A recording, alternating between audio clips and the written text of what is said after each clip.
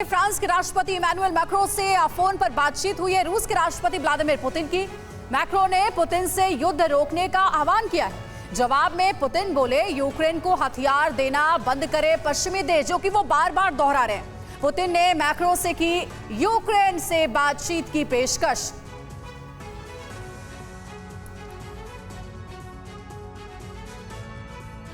और चलिए अब देखते हैं कि पुतिन और मैक्रों ने बातचीत में एक दूसरे से क्या कहा, उनके बीच क्या बात हुई, बड़ी बातें क्या रही इस बातचीत की, जरा इसको समझते हैं।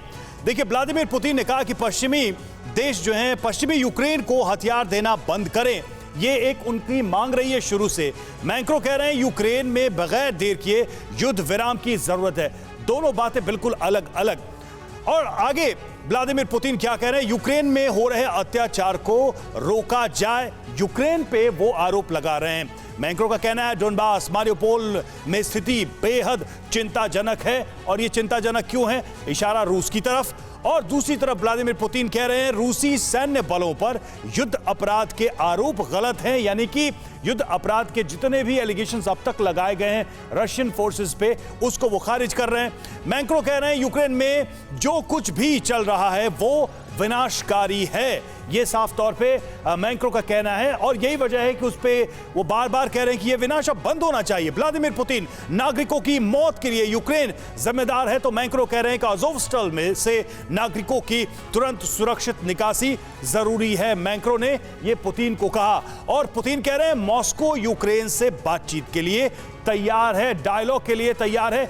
डायलॉग हो नहीं रहा, लेकिन फिर से वो ये स्टैंड जरूर ले रहे हैं कि हम बातचीत कर सकते हैं।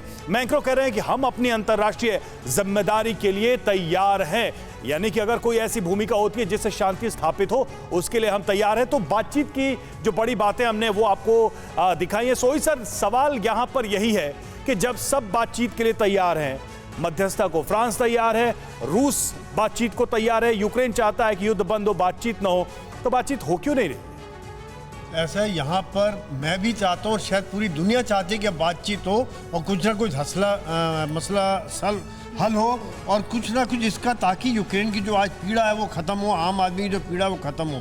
लेकिन जहाँ कहीं ना कहीं ईगो आई हुई है और एक जो डर का माहौल बनाया हुआ आज यूरोप में, अगर जैसे पहले समीर अब्बास ने कहा था कि यूरोप के लोग क्यों नहीं समझ रहे हैं, समझना चाहिए उन्हें कि उनका ही नुकसान अंत में होगा। इकोनॉमिक कंडीशन जो सबसे खराब होने वाली है यूक्रेन से ज़्यादा, कल यूरोप की कंडीशन खराब होगी। बहुत जरूरी है आज ये दोनों आमने सामने बैठकर बातचीत करें और इसको हल करें। दो बड़ी बातें हमने दिखाई राष्ट्रपति पुतिन और मैक्रों के बीच की, दोनों ऑपोजिट पोल्स हैं, दो अलग अलग एंड्स दिखाई दे रहे हैं। ऐसे में बातचीत का कोई मतलब तो बनता ही नहीं है।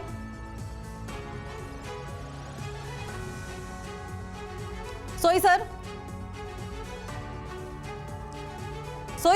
राष्ट्रपति मैक्रों और पुतिन के बीच में जो बातें हुई हैं, साफ दिखाई दे रहा है कि दो ऑपोजिट पोल्स हैं, अलग अलग एंड्स हैं। ऐसे में अगर ये बातचीत होती भी है तो इस बातचीत का नतीजा जो निकलता है उसका कोई फायदा होता तो दिखाई नहीं दे रहा है। क्या आपको लगता है कि मैक्रों को ये आश्वासन मिला होगा पुतिन की ओर से कि हम बातचीत करेंगे, पहल रूस करेगा? देखिए, पुतिन ने साफ कह दिया कि आप हथियारों की सप्लाई बंद करें तो हम बातचीत करें। तो पुतिन त्योहार है, वो हथियारों की सप्लाई नहीं रोक रहे, क्योंकि जैसा मैं अभी कह रहा था कि वो रशिया को डाउन करने की, उसको कमजोर करने की जिद में वो लोग लगे हुए हैं। और अल्टीमेटली नुकसान, बड़ा नुकसान बाद में यूरोप का भी बहुत होगा। अड़ी सोमवार से शुक्रवार शाम 6 बजे सिर्फ TV9 भारतवर्ष पर।